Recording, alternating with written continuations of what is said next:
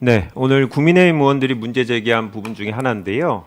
후보자가 2009년 당시 노회찬 전 의원이 운영하는 연구소 출판기념회에 참여해서 이제 후원금을 기부했고 당시 법원으로부터 구두 경고 받은 일이 있다라고 합니다. 당시 노회찬 의원은 현직 의원이 아니었죠? 그렇습니다. 예, 전 의원이었고 원래 개인적인 친분이 있으셨던 분인 거죠? 네, 인천적 민주노동연맹을 하면서 네. 알게 된 저입니다. 얼마나 후원하셨습니까? 당시 출판 기념회에서 후원하신 금액이 얼마나? 30만 원입니다. 30만 원이셨고 그 전에 이제 아버님하고 배우자의 상이 있어서 그때 혹시 노회찬 의원이 문상을 오셨습니까? 그렇습니다. 같은 해였습니까? 제가 말씀을 좀 올리겠습니다.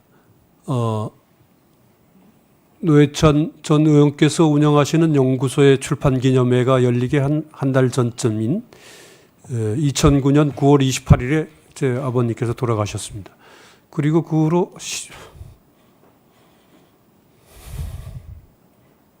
10월 달에 배우자가 10일 후에 예. 제 처가 세상을 떠났습니다.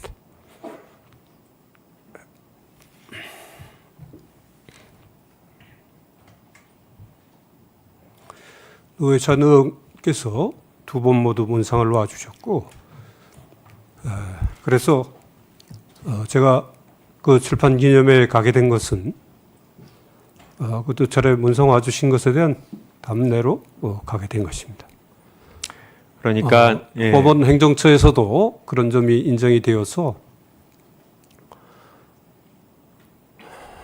징계를 이 사안은 징계 사안이 아니라고 확인을 했습니다. 구두 경고는 징계는 아닙니다. 네. 그렇게 해서 다만 제가 너무나 그 어려운 상황에 있어서 여러 가지 살피지 못한 점은 있는 것 같습니다. 그래서 당시 법원장께서 김희수 전 재판관께서 법원장이셨는데 법원장께서 주의하시라는 그런 말씀을 구두 경고를 해주셔서 제가 흔쾌히 수용을 하고 그 이후로 저희 처신의 하나의 지침으로 삼았습니다. 네. 그러니까 이제 본인도 되게 큰 아픔을 겪으셨는데 이제 노회찬 의원도 낙선 이후에 그 연구소에서 하는 이제 출판 기념회 공식적인 정치인에 대한 후원금이 아니고 그렇습니다. 네, 그 연구소에 대한 후원금으로 내신 거였는데 2009년도 배우자 사별하셨는데 그 이후에 재혼은 안 하셨나 보네요. 네, 못했습니다. 네, 아들 혼자를 계속 키우셨습니까? 그렇습니다. 네, 뭐 많이 힘드셨을 것 같은데 어떠셨습니까? 네, 혼자 사는 사람 많은 분들의 겪는 어려움을 겪고 있습니다. 노아씨. 네. 인천 지역에서 노동운동을 하셨어요. 네, 당시에 80년대 학생운동 하시던 분들이 졸업한 이후에 노동운동, 빈민운동, 농민운동 이렇게 참여한 분들 많을 시절 아니었습니까? 아주 많았습니다. 네. 근데 이제 그때 같이 활동하시거나 아니면 비슷한 활동하시던 분들 중에 보수 정치권에서 활동하시는 분들도 있는 거죠. 아까 위원장님 말씀하신 김문수 의원님 같은 분, 장관 같은 경우에. 네, 꽤 많이 있습니다. 예. 당시에 뭐 학생운동, 노동운동을 하신 분들이 정치적으로 편향돼 갖고 한쪽에만 지금 우리 사회에서 활동하고 계신가요? 그렇지는 않습니다. 네. 본인이 과거에 대학 졸업 후에 노동운동에 관여했다고 해서 그동안 했던 판결이나 앞으로의 판결에 편향적일 수 있다라고 생각하십니까? 아까 말씀드린 대로 헌법이 담고 있는 가치 그것에 입각해서 법률을 해석 적용하는 그런 방식으로 재판을 해왔습니다. 네.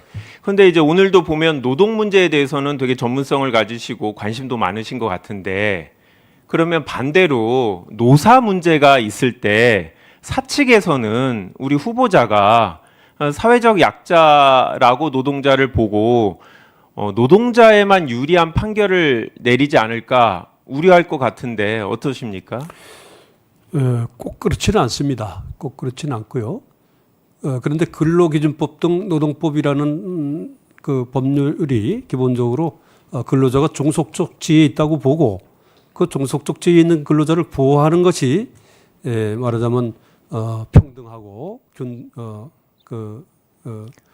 그런 관계를 만드는 것이다. 그런 관점에 서 있기 때문에 아무래도 근로자 보호의 관점에서 문제를 바라볼 수밖에 없는데 실질적 결론으로는 가령 예를 들어서 뭐 해고 모여 확인 사건이라든가 이런 것들에서 항상 승소 판결만 제가 해온 것이 아니고 경우에 따라서는 근로자가 패소하는 원고 청구를 기각하는 그런 판결도 꽤 있었던 걸로 알고 있습니다. 딱 한 가지만 질문하겠습니다. 재산 목록을 봤더니 삼성전자 주식을 딱 한 주만 갖고 계시더라고요.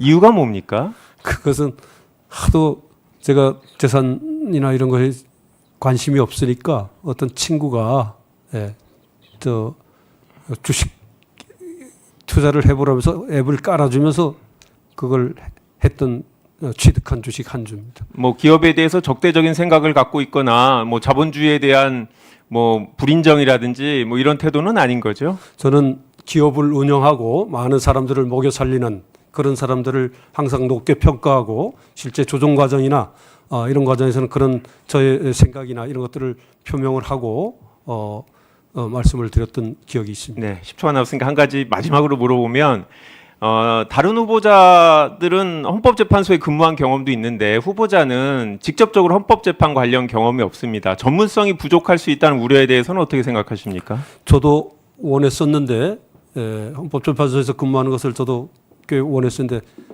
받아들여지지 않았습니다. 수고하셨습니다. 후보자께서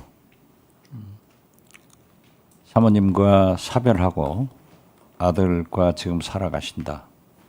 오늘 그 아드님이 이 청문회 내용을 생중계를 시청하셨다고 하면은 우리 아버님이 굉장히 훌륭한 분이다. 이런 생각을 하셨으리라고 저는 생각합니다. 그리고 특히 이 노동운동을 하셨던 분이 기업에 대해서도 좋은 생각을 가지고 있는 것은 오늘날 가장 적절하다고 생각합니다. 물론 노사 간의 문제는 공정하게 돼야지만은 지금 보십시오. 우리 경제가 서민 경제가 얼마나 어렵습니까? 연말 크리스마스 특수가 다 사라졌습니다. 도대체 식당이고 골목이고 중소기업이고 대기업이고 다 어려울 때 헌법재판관이 만약 되신다고 하면은 그러한 서민은 물론 대기업까지도 살기 좋은 그런 나라를 만드는데 공헌해 주시고 저도 딸 둘하고 삽니다. 다 출가를 했지만은 동병상련의 그런 감회를 느낍니다. 그러니까 아드님하고 굳세게 사셔야 됩니다.